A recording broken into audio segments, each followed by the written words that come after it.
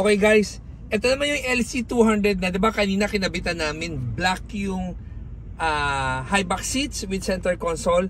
Ito naman, kulay brown. So kinapi namin yung original na brown na upuan, pina-color match namin using the genuine leather. So ito nakikita nyo is high back.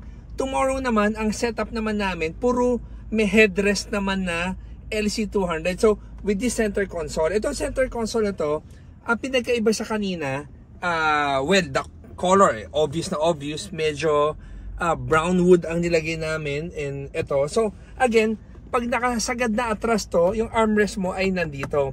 Pero pag inabantay ko siya ng, pakita ko na lang, pag inabantay ko siya ng stock, upo lang ng LC, ang armrest ko nandito naman sa opening. Tapos tong opening niya, iba rin yung design nito sa design namin kanina. So, ito siya, oh.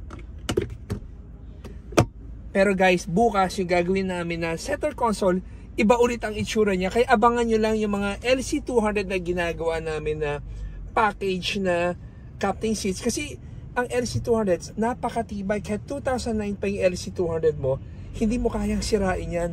So ang mapapansin mo lang, naluluma yung mga interior mo. Kaya we are here para mapalitan namin at ipakita sa inyo ano ang nagagawa ng local product. So ito naman yung footrest na nilagay natin. So yung may-ari nito is about 6-footer, more than 6-footer. In-exaggerate ko lang na inabante ko to ng sagad, itong upuan na to. So talaga sinagad namin to para lang makita nyo yung legroom. Assuming lang, original seat, ito lang yung legroom niya na pag inabante mo yan, may luwag ka pa. At itong tapakan na ginawa namin, tanggalable yan. So add-on lang namin binibigyan sa client kung na-request itong tapakan na to. So makikita mo pag sagad na atras ang layo. So ito at saka ito ang layo. This is about 8 inches. So pakita ko pag nag-slide pero bago ko pala i-slide, nakita nyo yung third row seats yan, nandyan pa rin. Pero pag inatras mo ng ganyan, hindi na makakaupo ng komportable doon. Pero sa mga client na nahihinayang tanggalin yung third row seats, ito ang lalabas. Baga pag emergency, pwede pang may sumakay dito sa likod. Pero ang hirap nga lang gumapang dito or sa likod na sila sasakay. Pero at least meron.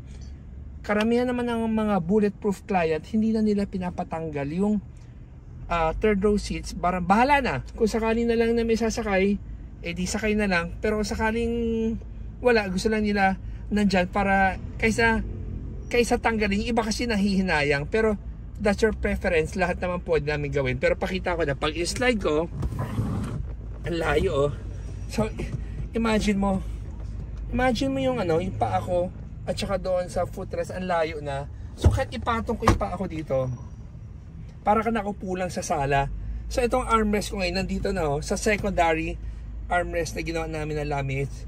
All of this is local products, and we are so proud here at Ate Customs na nakagawa kami ng seats para sa mga LC owners na maging komportable. Not really for LC lang, if you have Cadillac or you have Sequoia or Patrol. Actually Patrol marami rin, dumadami na rin ang Patrol na nagpapagawa ng captain seats right now. So guys, wanna share lang this video para lang makita nyo at ma-share nyo sa mga kaibigan nyo na may LC na lahat yung mga yung mga mahabang biyahe, perfect na perfect tong upuan natin.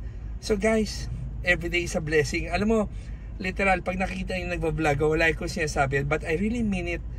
Everyday is a blessing. Baga parang I wanna share that kasi parang everyday I wake up, talaga alam ko it's a blessing to see my friends, to see my family, remove hatred. Pero ang hirap gawin, pero you have to teach yourself na paano mo tanggalin yun. So guys, thank you for watching, and always remember, Jesus loves you, and God bless.